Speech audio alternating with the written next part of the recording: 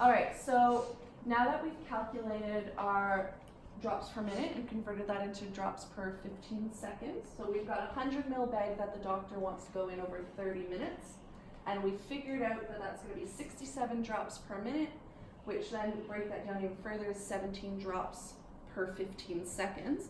What I'm going to do is I'm going to attach my IV line to my patient, and then I'm going to figure out my drip rate, okay?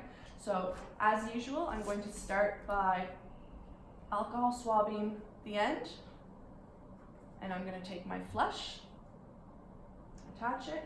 I'm going to do the turbulent flush technique, start, stop, minimum of how many mils? 3 mils. It's flushing well, there's no obstruction, it's going smoothly, and there's no swelling, so I'm quite happy with the site. I leave my syringe attached because it's a Luer lock, it's actually keeping it sterile, so I can put it down.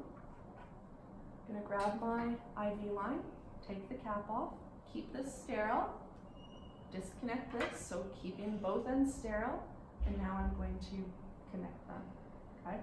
Now, I am going to ask the patient to straighten their arm out and keep their arm straight, or as much as they can, over the course of this infusion when it's going by gravity.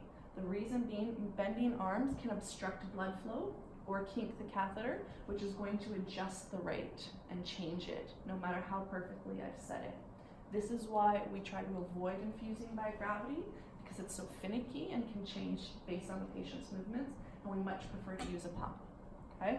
However, in remote facilities across Australia, they might not have pumps, they might not have access to pumps, or even in urban facilities, if all the pumps are being used in the hospital, you might have to go by gravity.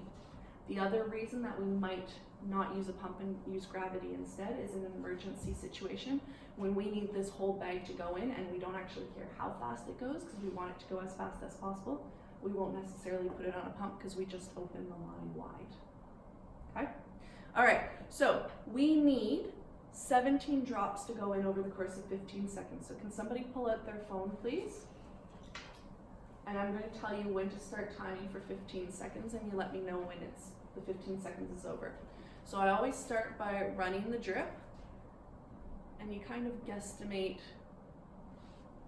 how fast it's dripping. If it's not dripping, check that everything else is unclamped. There is a clamp here, but you'll want to make sure.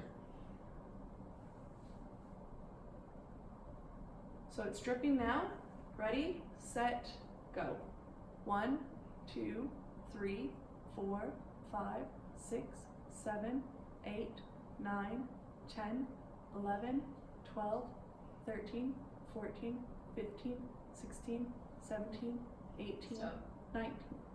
Okay, so 18. So I was just a little bit fast. So now I'm going to slow it down just a tad.